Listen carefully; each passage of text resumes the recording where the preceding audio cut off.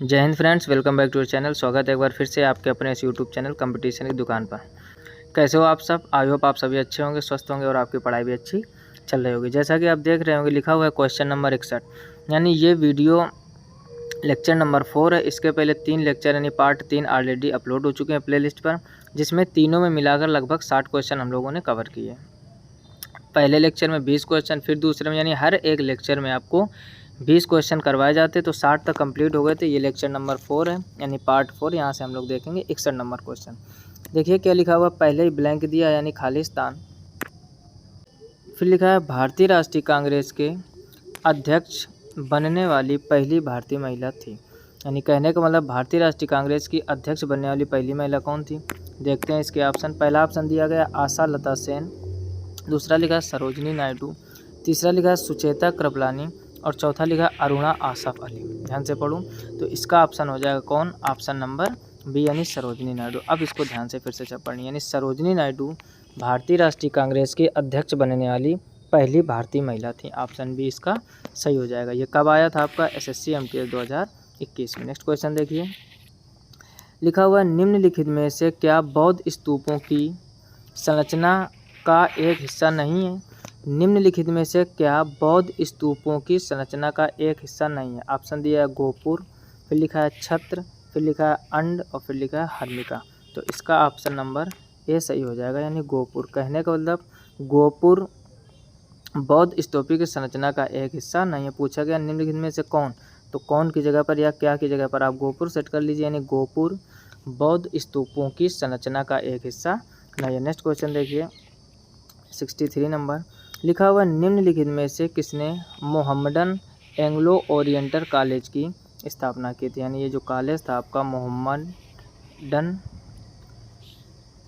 Mohammedan Anglo oriental college, इसकी स्थापना किसने की थी? तो इसने की थी सर सैयद अहमद खान ने। तो ऑप्शन बी इसका सही हो जाएगा, यानी सर सैयद अहमद खान ने मोहम्मडन एंग्लो ओरिएंटल कॉलेज की स्थापना की थी। नेक्स्ट क्वेश्चन देखिए 64 नंबर, लिखा है 1526 में बाबर ने दिल्ली के सुल्तान इब्राहिम लोदी को फिर खालिस्तान में हराया और दिल्ली व आगरा पर कब्जा किया। कहने का मतलब 1526 में बाबर ने दिल्ली के सुल्तान इब्राहिम लोदी को फिर ब्लैंक दिया हुआ है में हराया और दिल्ली व आगरा पर कब्जा किया। देखते हैं इसके ऑप्शन। तो पहला ऑप्शन लिखा है पानीपत, दूसरा लिखा है मालवा, तीसरा लिखा है लाहौर और चौथा लिखा है मथुरा। तो बाबर ने कहाँ हराया था? तो वो था आपका स्थान पानीपत, यानी 1526 में कहाँ हराया था?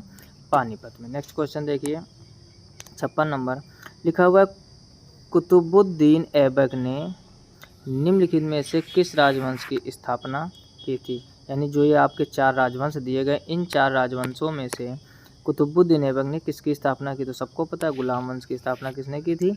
कुतुबुद्दीन ऐबक ने। इसका आंसर क्या हो जाएगा? ऑप्शन बी इसका सही, यानी गुलाम वंश की स्थापना कुतुबुद्दीन ऐबक ने की थी। नेक्स्ट क्वेश्चन देखिए 66 नंबर, लिखा है किस ब्रिटिश गवर्नर ने भारत में द्वैत शासन व्यवस्था को समाप्त किया? इंपॉर्टेंट क्वेश्चन है, वेरी वेरी इंपॉर्टेंट आप कह सकते हैं, कई बार एग्जाम में आया भी है। यानी कह रहा है किस ब्रिटिश गवर्नर ने बंगाल में द्वैत शासन व्यवस्था को समाप्त कर दिया था? तो वो थे आपके वारेन हेस्टिंग।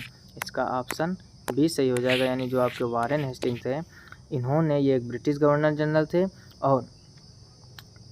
और इन्होंने बंगाल में द्वैत शासन व्यवस्था का अंत किया था या उसको समाप्त किया था। नेक्स्ट क्वेश्चन देखिए 67 नंबर, लिखा है निम्नलिखित में से किसने ब्रिटिश ईस्ट इंडिया कंपनी की ओर से फिर बक्सर के युद्ध का नेतृत्व किया था? ध्यान से समझो, कह रहा है निम्नलिखित में से किसने ब्रिटिश ईस्ट इंडिया कंपनी की ओर से बक्सर के युद्ध का नेतृत्व किया था? तो ऑप्शन देखते हैं इसके। पहला ऑप्शन दिया गया हेक्टर मुनरो, दूसरा लिखा है जॉन विलियम फोर्टेस्क्यू, लिखा है फिर चार्ल्स स्टुअर्ट और फिर लिखा है रॉबर्ट क्लाइव। तो इसका ऑप्शन ए सही हो जाएगा, हेक्टर मुनरो। कहने का मतलब कह रहा निम्नलिखित में से किसने ब्रिटिश ईस्ट इंडिया कंपनी की ओर से बक्सर के युद्ध का नेतृत्व किया? तो वो थे आपके हेक्टर मुनरो। नेक्स्ट क्वेश्चन देखिए 68 नंबर, लिखा हुआ है बौद्ध वास्तुकला में चैत्य का अर्थ निम्नलिखित में से क्या है? पहला स्थान दिया है बुद्ध अवशेष, दूसरा लिखा है प्रार्थना कक्ष, तीसरा लिखा है निवास स्थान और चौथा लिखा है मठ। तो ध्यान से समझिएगा, कह रहा है बौद्ध वास्तुकला में चैत्य का अर्थ निम्नलिखित में से क्या है? तो चैत्य का अर्थ होता है प्रार्थना कक्ष।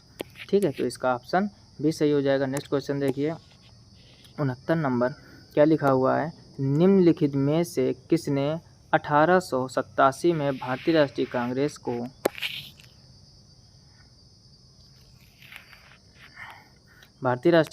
को अध्यक्ष के रूप में संबोधित किया था? फिर से समझ लीजिए, लिखा है निम्नलिखित में से किसने 1887 में भारतीय राष्ट्रीय कांग्रेस को अध्यक्ष के रूप में संबोधित किया? देखते हैं इसके ऑप्शन। पहला ऑप्शन लिखा है WC बनर्जी, दूसरा लिखा है बदरुद्दीन तैयब जी, तीसरा लिखा है बाल गंगाधर तिलक, चौथा लिखा है दादा भाई नौरोजी। तो इसका ऑप्शन बी सही हो जाएगा, बदरुद्दीन तैयब जी। ठीक, यानी कह रहा निम्नलिखित में से किसने, तो बदरुद्दीन तैयब जी ने 1887 में भारतीय राष्ट्रीय कांग्रेस को अध्यक्ष के रूप में संबोधित किया था। नेक्स्ट क्वेश्चन देखिए 70 नंबर, क्या लिखा हुआ है, लिखा है पुर्तगाली खोजकर्ता वास्को डिगामा खाली कत में भारत आया था। यानी कहने का मतलब पुर्तगाली खोजकर्ता वास्को डिगामा किस सन में भारत आया था, तो वो था 1498 ईस्वी में। यदि आपको इस टाइप के क्वेश्चन चेक करने हैं कि हमें पता है या नहीं, तो आप हमारे चैनल की कम्युनिटी में जाइए, वहाँ हम डेली एक क्वेश्चन और उसके 4 ऑप्शन शेयर करते हैं। यदि आपको पता हो तो उसमें सही में टिक लगाइए, और यदि आपको नहीं पता है तो वहाँ जब आप गलत में भी टिक करोगे ना, तो वहीं ऑटोमेटिक तुम्हें सही ऑप्शन ग्रीन से टिक लगा हुआ मिलेगा, और उसका कारण भी नीचे हम लिख देते हैं। तो अपनी जानकारी के लिए, यानी अपनी जांच करने के लिए आप कहाँ जा सकते हैं, हमारे चैनल की कम्युनिटी पर। वहाँ कई सारे क्वेश्चन पड़े हुए हैं। वहाँ पर एक क्वेश्चन हमने कल या परसों ये भी डाला था कि पुर्तगाली खोजकर्ता जो वास्को डिगामा था, भारत कब आया था, तो ये आया था 1498 ईस्वी में। किस बंदरगाह पर, तो कालीकट बंदरगाह। और एक चीज़ याद रखो, ये कालीकट बंदरगाह पर आया था 1498 ईस्वी में। तब से माना जाता है कि भारत की खोजकर्ता कौन है, पुर्तगाली खोजकर्ता वास्को डिगामा। नेक्स्ट क्वेश्चन देखिए 71 नंबर, क्या लिखा हुआ है, लिखा है इनमें से किस चोल शासक ने तंजावुर में बृहदेश्वर मंदिर का निर्माण करा? वेरी इंपॉर्टेंट क्वेश्चन, बहुत बार आ चुका है। यानी जो बृहदेश्वर मंदिर है तंजावुर में, उसको किसने बनवाया था, वो राजराजा प्रथम ने। ऑप्शन भी 2-3 बार एग्जाम में आ चुका, चाहे वो SSC का एग्जाम हो, चाहे SSC CGL। SSC का मतलब SSC के अंदर कई सारे आपके एग्जाम होते हैं, CGL हो गया, CHSL हो गया, MTS हो गया, SSC GD हो गया, ठीक है ना।